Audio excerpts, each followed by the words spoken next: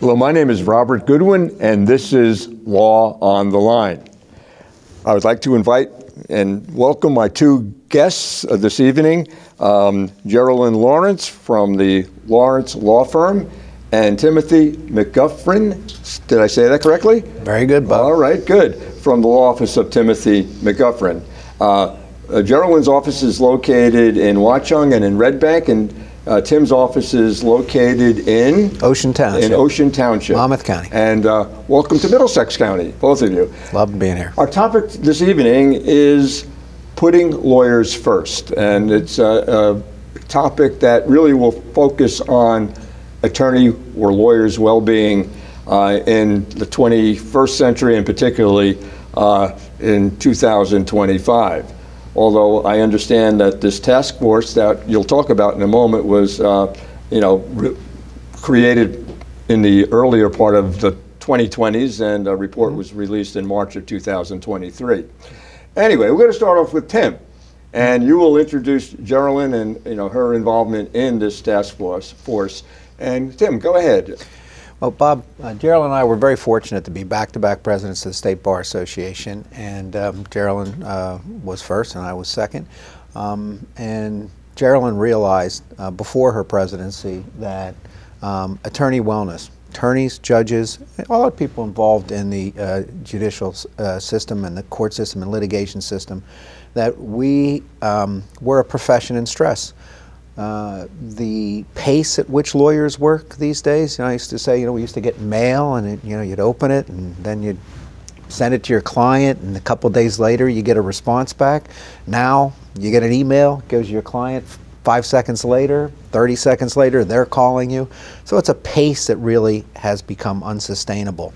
And Geraldine realized that before she became president, and put together a group of lawyers and other stakeholders to try to take a look at the issue, and came up with this task force about putting lawyers first and what can we do to make lawyers' lives a little easier in these very stressful time. And sort of with COVID, just coming out of COVID at the time, I always say COVID had its silver linings, and one of those was really bringing to light a lot of issues that lawyers were suffering from stress.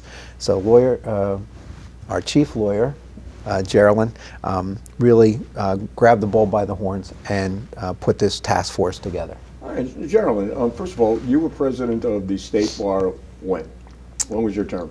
May 2022 to May 2023. So you hit COVID, right there. You were a COVID president. Yeah, we were coming out of COVID. And you coming out. And Tim, you 2023 to May of 2024. Okay, so just about a year ago. Yeah. So Geraldine, tell me about this task force. Who did you participate with, and briefly, you felt the need. How did you arrange the task force, and what were your findings? So leading up to the presidency, we viewed it as an opportunity to really look at holistically and address a lot of issues that were impacting the practice of law, attorneys, judges, from a global comprehensive perspective. And one of the top ones was attorney wellness. As Timmy said, the pace of this practice is not sustainable, and I had heard a quote from Desmond Tutu that we need to stop pulling people out of the river. We need to look upstream and figure out why they're falling in. And that just resonated because so many of our colleagues were complaining about so many systemic issues that we were having in the profession. So I know that you and Tim primarily practice family law. Yes. Did the problems that you uncovered or saw affect all aspects of law, or was it particularly focusing on family? It was everybody. The task force was about 40 lawyers, multiple subcommittees working on a variety of areas. And it was family lawyers, criminal lawyers, civil lawyers. So it's just law in general. It didn't matter. Perhaps divorce and family law can be a little more stressful, but I think if we talk to our colleagues practicing criminal law or even civil, they're feeling whatever. They're feeling the same stress, the same issues with regard to the pace, the demands of the client, And lawyers never put themselves first. We put our clients first, our families first, the courts first. And so it became an intentional name to say putting lawyers first as a reminder to us that it's okay to put yourself first. So you collaborated, hey, I Yeah. could get that right. You collaborated with a professor, is that correct? We did. So in the health and wellness space, there is a professor out of the University of Utah that has had already done some health and wellness surveys in the past. So he was a terrific resource. He helped us develop a 90-question survey so that we could issue to our members. The State Bar did issue it, and we received about 1,700 responses from our membership in response to those surveys. And what did you find? I mean, what did this, and please refer to your Well, notes. we found what we found really was astonishing and alarming with regard to levels of burnout. Our burnout level is nearly 2 times as high as any other working population. 49% of the lawyers that responded to us described feeling burnt out. 23% of our colleagues reported being depressed, which is 2.5 times higher than other working populations. What really alarmed Timmy and I was, and many people that hear these statistics, is we are 2.5 to 3 times higher than other working populations of having suicidal ideations. Lawyers in New Jersey, it's about 10% of those that responded had suicidal ideations in the 2 weeks prior to answering our survey. 52% of us feel bad about ourselves or feel as if we've let ourselves or our families down. 56% of us have misused alcohol. That's 4 times higher than other workforces. 14% of us abuse drugs. That's 1.5 times higher than other published data. 28% of our colleagues consider leaving the profession. 68% of those that responded to the survey in the 2 weeks prior had felt anxiety in the last 2 weeks. And our colleagues in other jurisdictions, the California Lawyers Association, the DC Bar, they did a similar survey, came back with the same statistics. New Jersey was a little higher in the suicide rate. And we've lived with that, right? We've heard of that, and we've had colleagues kill themselves right here in Middlesex County that, I still think of that person often.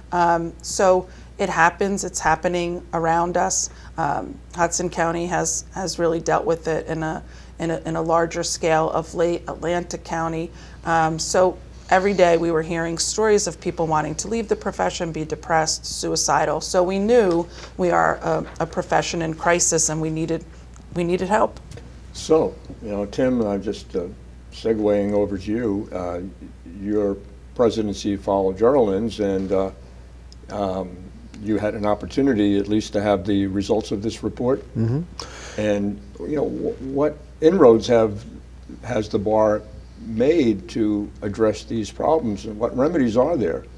Well, we've been very fortunate that we've had a good partnership with the Supreme Court. Chief Justice Rabner created a Supreme Court Committee on Wellness in the Law, was chaired by Justice Lee Solomon, who just recently retired, with a great group of individuals there.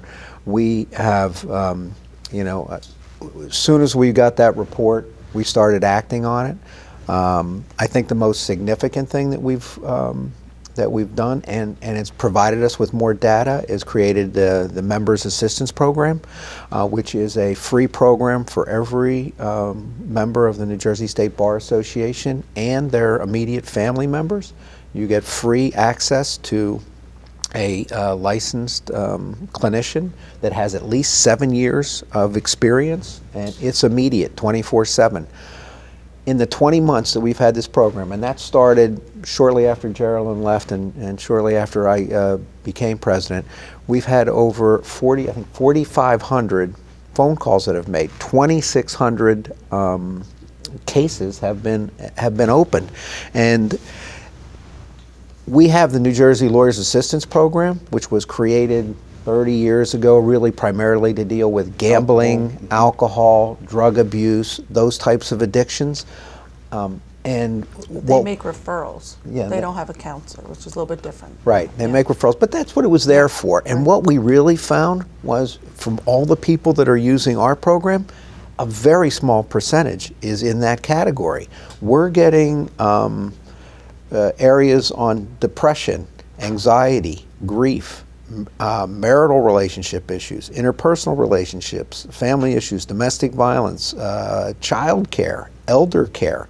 Out of 127, 2 dealt with alcohol. The rest of them dealt with these other topics: work performance, job stress. So we were able to see that, it's not kind of the traditional things that the Drugs, wellness alcohol. programs that the bar associations have to catch people, that safety net on those areas. There was no safety net, and as Geraldine said earlier, we're a profession that just doesn't like to ask for help. People come to us to solve their right. problems. We solve our clients' problems, our families' problems, our cousins' problems. Whoever's got a problem, they come to you as the lawyer to fix. And when you've got a problem, unfortunately, it makes a lot of people reluctant to seek that type of help. And we have found with this kind of anonymous resource has been huge. 4,500 people have reached out in 20 months, and that's from a population of 16,000. So that's a significant number that's reached out, that felt the necessity to try to get some type of help. And we're happy to provide it, and we are doing everything we can. This is not at an insignificant cost. No. This is a real significant. And the cost is borne by the bar? It's State borne bar? by the Bar Association. We're working to try to get some steady pieces of funding, but it's difficult for us to do it. But it's something that the State Bar Association realized after looking at these statistics and the results and the data that we're getting now as to how people are using it, that it's a resource that has to stay, and we're working on it. And I think it's something that hopefully we can convince the Supreme Court to help us and partner with us and make it available to every lawyer in the state of New Jersey. At this point in time, gentlemen,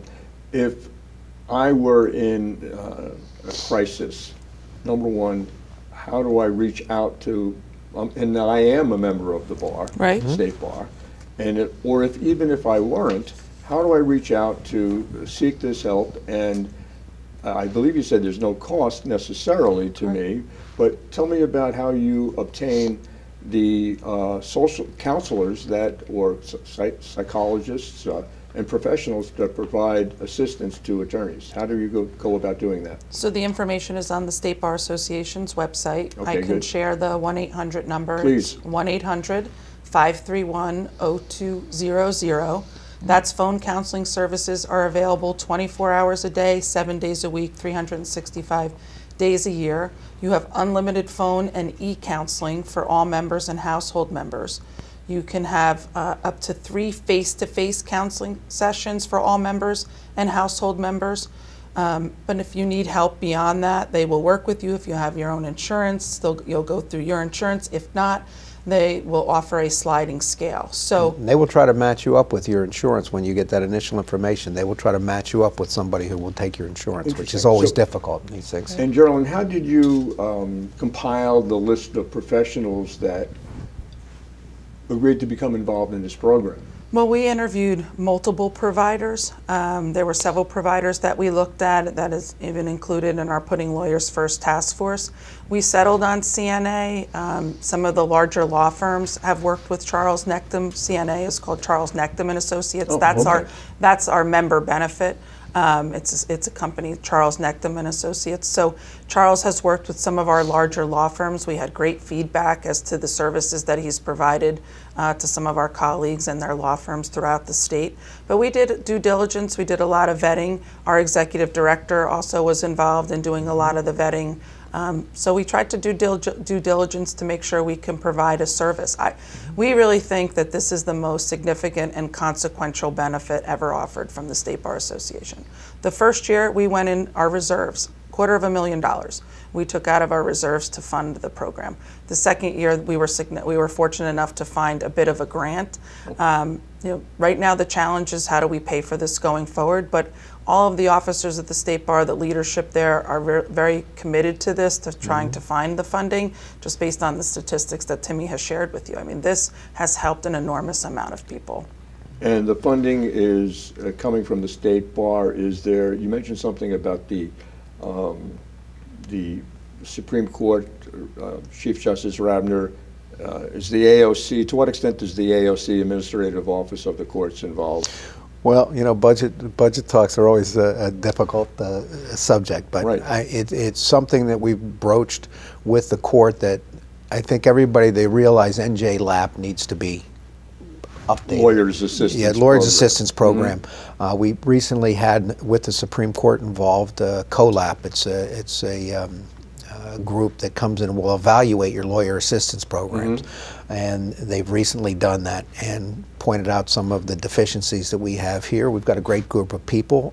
They do good work, but there is so much more that can be done. And when we look at the numbers that call to participate in this program as compared to what NJLAP handles, there's a small percentage of what's here. And we think some ability to combine these two, hopefully get some state funding, and hopefully open this up to every lawyer in New Jersey. We looked at this from, you know, you have these EAPs, Employee Assistant Programs, right? A lot of companies have them. And, you know, a lot of 70 to 80% of our members are solo or small firms. You know, we don't have HR people, you know, that running our office. You know, we have, you know, you're wearing a lot of hats, Bob. You know, you know how it is. I do. And so this was something that we thought, okay, that should work. And you know, with Geraldine's foresight and ability to lead and make the charge, it's something that's really, it has been the most significant thing I've seen that the Bar Association's done that have serious impact. Think of all the people. You know, one person that you save from doing something drastic or taking their own life. I mean, that's well worth it.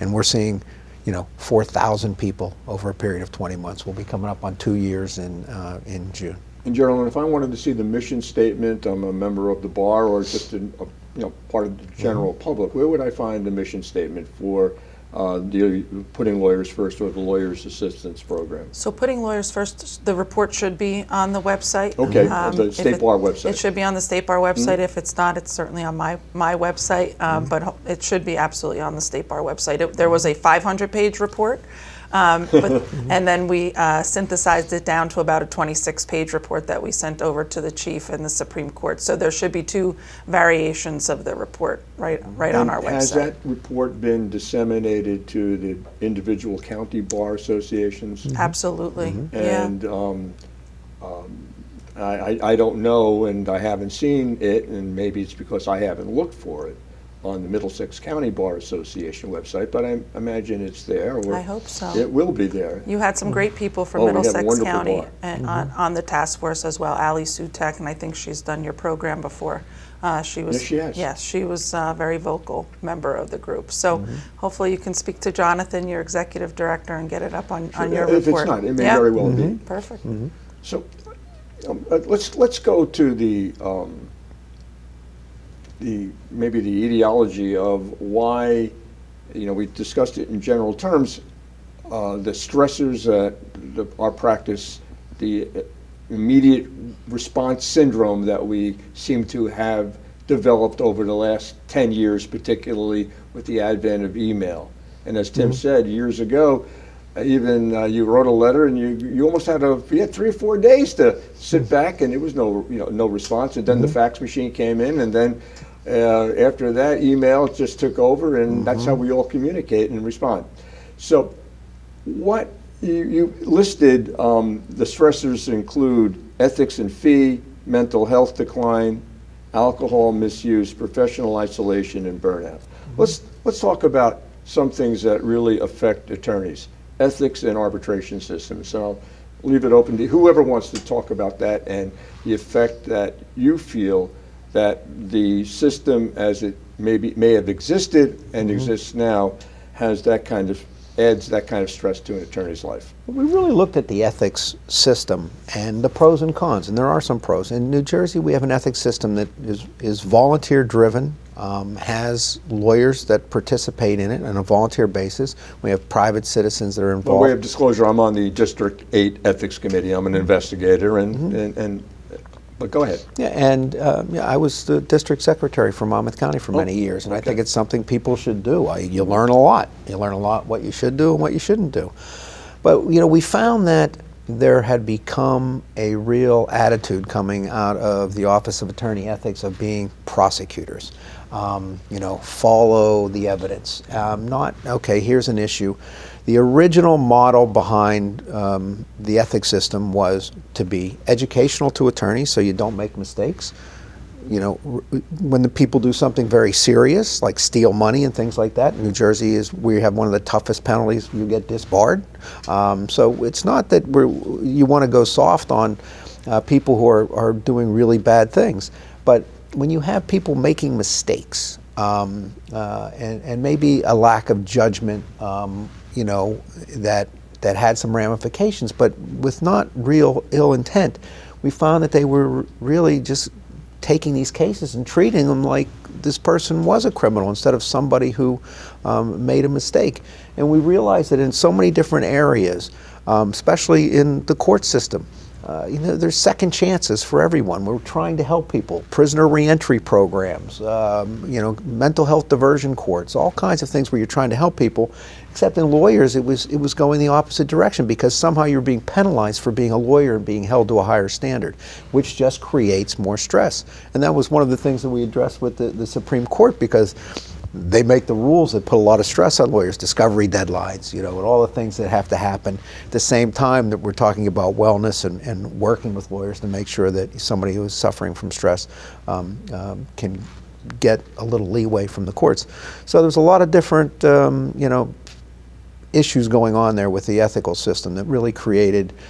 We were hearing just some horror stories, and when Geraldine used the word inhumane, and she did use that in a group with all of the hierarchy, they were shocked and taken aback by that. But we were like, no, this is true. They don't grasp the amount of stress when you are being investigated, the stress that it puts on you. Meaning members of the ethics committee. You're talking about the court itself. We've found that the court itself and the OAE has taken more control over. It used to be more locally controlled by the individual secretaries and the investigators, and then it would be reviewed by the people in Trenton. Now we're finding that people in Trenton they're just sort of putting their finger on the scale a little bit, and we think it's an area of stress. It's not necessary that if there's a particular issue, they should investigate it. If there's nothing there, fine. If there is something there, they should do it. But then to use that as a jumping off point to try to go back and look through everything this person's ever done in their life and then try to create a case. There's no statute of limitations on ethical behavior. So when they do this, there's cases that we had, last year? Somebody's 10 years ago. They brought something up from 10 years. They brought up and they filed a complaint. It just doesn't seem fair. What do you see now in 2000, this current, I have 5 minutes, oh my goodness. What do you see now in terms of, we talked off camera, maybe a change in tone with the adversarial nature of the ethics committee. What are you seeing? Yeah, so we had met with the prior leadership of the Office of Attorney Ethics, and that's where we described to them that their treatment of lawyers was inhumane and overly prosecutorial. And since then, there's been a change in leadership. The director has changed. It's a new woman now, and she's really been extremely approachable, transparent. Her motto is she sets the tone at the top. She's very focused on what the tone is at the top, and that trickles down to how her staff and her team approach us. And we're not here trying to give lawyers a free pass. If you're a bad lawyer, you make us all look bad. That's not who we're fighting for. We're fighting for people that make a mistake. This is a hard job. We're making a lot of decisions every single day, and sometimes, unintentionally we may make a mistake. But the tone has absolutely changed. The way lawyers are being treated has changed. The time frame within which getting cases through an ethics process has absolutely changed, probably cut in half at this point. It's much quicker pace. Much quicker pace, which is good for lawyers because you don't want to be caught up in the system. It's stressful. One thing that I noticed among the 5 topics, what about professional isolation? What do you mean by that? And we understand why that exacerbates stress and negatively impacts mental health. But what do you mean by professional isolation? So I think, as Tim said, the pandemic was a blessing and a curse, right? So it opened up our eyes and our world to remote proceedings, which have been wonderful. I think they have had such an impact on attorney health and wellness to be able to multitask a little bit better, being able to navigate remote proceedings. But with that, some lawyers have talked about feeling isolated. So what's important is to focus on networking events, getting lawyers. You don't have to get out of your house to go to court per se. That's not a great use of your time by way of travel, worrying about parking. Some courthouses don't even have parking lots. But make an effort to not be isolated. Make an effort to find a mentor. Make an effort to get to a bar association event or some event that you're interested in so that you can develop relationships and network. The key to success for lawyers really are the relationships that you build, and you need to build those relationships, you need to nurture them. So we were focused on lawyers feeling isolated and trying to offer them opportunities or networking events through the Bar Association, either local or county or statewide. So just trying to be mindful of the impacts of perhaps more remote proceedings, but giving them an opportunity to get out there and develop their relationships. So I hear from my contemporaries, it's not like it was in the old days when you went to the calendar call, even though it might have felt like a waste of time, you really did have the opportunity to rub shoulders with your colleagues, perhaps even get a referral. And that is missing in the lives of young attorneys today, and I think what you just said is very valuable, the networking opportunities that are offered by both the local bar and the state bar, of course. Tim, we also talked about burnout, and how do we address that problem of burnout? I've been doing this a long time now, and at times you do feel burned out, and maybe after I'm not going to tell the audience how many years, but it's approaching half a century. Right. So that's a long time to do anything. But tell me about that. You're practicing 10 or 15 years. How do you avoid that burnout from your perspective, after practicing for, I know it, maybe 30 plus years at least? Yes. But go ahead. It's tough. I think the most important thing is we shine a light on it. You shine a light on it, you make people think about it and provide avenues on how you can, deal with those, and like the Members Assistance Program. I think shining a light on it is the key. And we're trying to, a lot of what we've done is we've created a road back for lawyers who were disbarred, which is a significant process, and it's not easy to do, but it is a road back, and 10 people have, since this has been changed, have retaken the bar exam, and they'll go through the very rigorous process of coming back. So I think just shining a light on it is the most important thing, and making people realize that stress is a part of life. I don't care if you're in this business and you litigate, you're going to have stress. I filed an order to show cause this afternoon. I'm coming here. I don't know if the judge is going to call, or when's going to happen, and you stress about it. But you have to realize how to deal with that in a healthy manner. What about you, Geraldine? What do you recommend to avoid that burnout? Because you've been practicing a long time as well. Build your village. Have a great team with no weak links. Just surround yourself with people that lift you up and support you. Try to find joy every day in what you're doing, and set boundaries. Have boundaries, have off time, vacation, but no is a word. You don't have to say yes to everything. You can always say no. Set boundaries and try to enjoy life and the practice. It's a great profession. And she always wears joyful clothes. That's true, and I understand you're both going to Cabo? We are. Cabo, yes, for a family law retreat. Family law state bar retreat, yes. And that is an opportunity to relax, isn't it? To network, and nurture relationships, and relax. There's some CLEs that we will be attending, reluctantly, no, just kidding, but it's a wonderful opportunity. There'll be over 200 family lawyers and sponsors with us that you'll be able to network with and have a good time. And I guess that's what young attorneys are missing today, is that ability to network, and that's so important. Well, I thank you both for a really entertaining as always, but no, enlightening.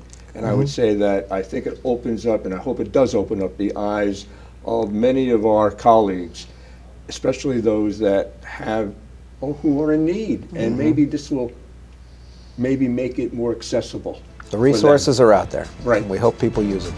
And I thank you. Thank you, Bob. Thanks for having us. Thank you, Bob. Thank you. Okay.